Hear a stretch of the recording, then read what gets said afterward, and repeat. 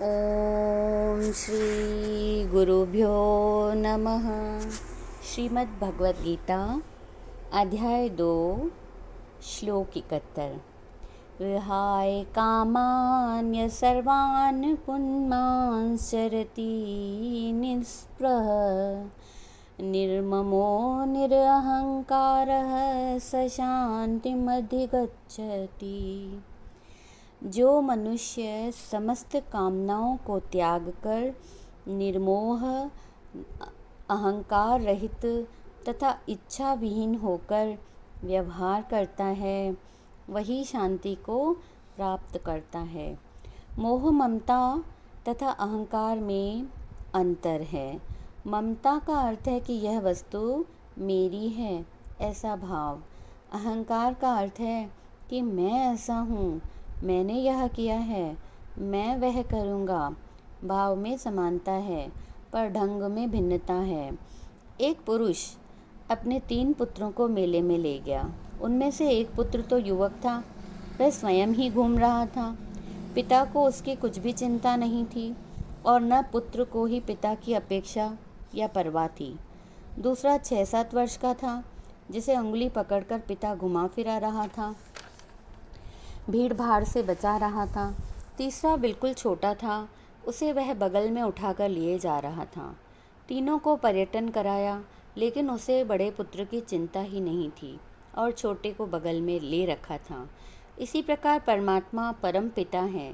सबसे बड़ा पुत्र है ज्ञानी, जो पिता तुल्य हो चुका है और पिता जानता है कि उसे संसार की कामनाएं, ईर्ष्या, क्रोध आदि गिरा नहीं सकेंगे। दूसरा अभी अपरिपक्व है, वो है परमात्मा का भक्त, जो अभी ज्ञान अवस्था तक पहुंचा ही नहीं है। उसे भी परमात्मा माया के महाजाल से बचाने का प्रयत्न करता है कि ये कहीं कुसंग के चक्कर में न जाए। शेष तीसरा है, जिसने परमात्मा की शरण ले रखी है, वह है विनम्र भक्त। उसे परमात्मा ऐसे बचाता है जैसे बगल में लिए हुए पुत्र को पिता स्नेहपूर्वक सावधानी से ले चलता है। ऐसे नम्र शरणागतों को ईश्वर सांसारिक राग द्वेष से परेशान होने से बचाकर हाथ का सहारा दे देकर ले चलता है। पिता तो चाहता है कि उसका प्रत्येक पुत्र अपने पैरों पर खड़ा हो और हम अपने अंतःकरण की दशा देखकर तद अनुसार व्यवहार करें, अन्यथा संसारी माया हमें कुचलकर समाप्त कर देगी। ज्ञानी बनो या अपना हाथ प्रभु के हाथ में अर्पित करो और बिल्कुल विनम्र होकर उसकी गोद में ही शरण ले लो। एक कथा है।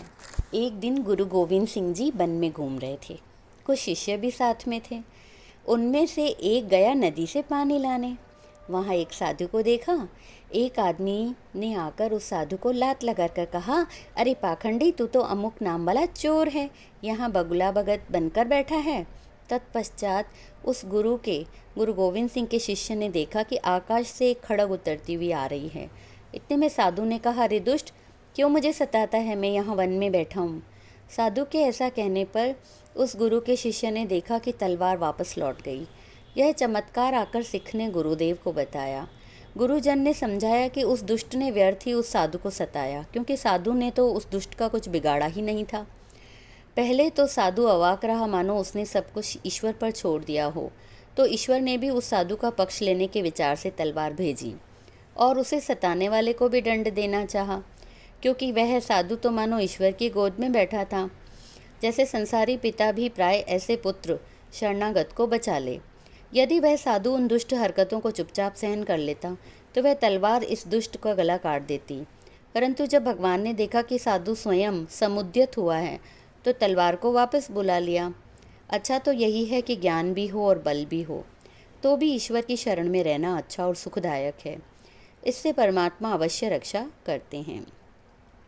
हनुमान जी कितने बड़े ज्ञानी थे। वे पूर्ण ज्ञानी थे, बलवान तथा असीम शक्तिशाली भी थे। इस पर इतना नम्रशाली थे कि सदैव श्री रामचंद्र जी की शरण में ही रहते थे। कितने ही बड़े बड़े काम करते थे तो भी यूँ समझते थे, यूँ कहते थे कि ये सब भगवान ने स्वयं कराया है। वशिष्ठ मुनि स्वयं बहुत बड़े ज्ञानी थे, पूर्ण ज्ञानी थे, तो भी जब भगवान रामचंद्र को ज्ञान उपदेश करने पर दक्षिणा मांगी तो यह वर मांगा कि प्रभु आपकी माया मुझे कभी भी भ्रांत न करे।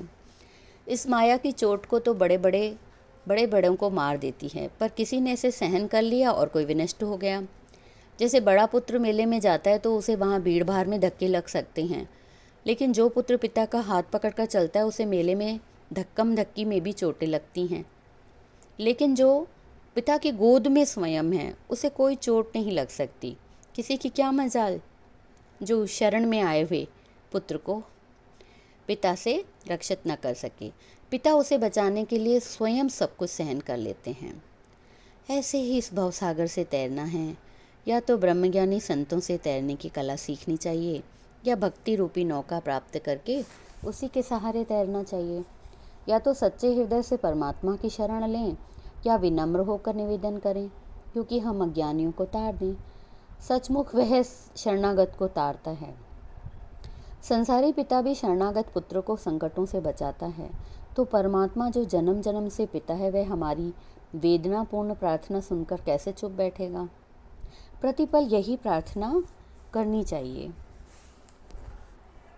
ओम श्री गुरुभ्यो नमः।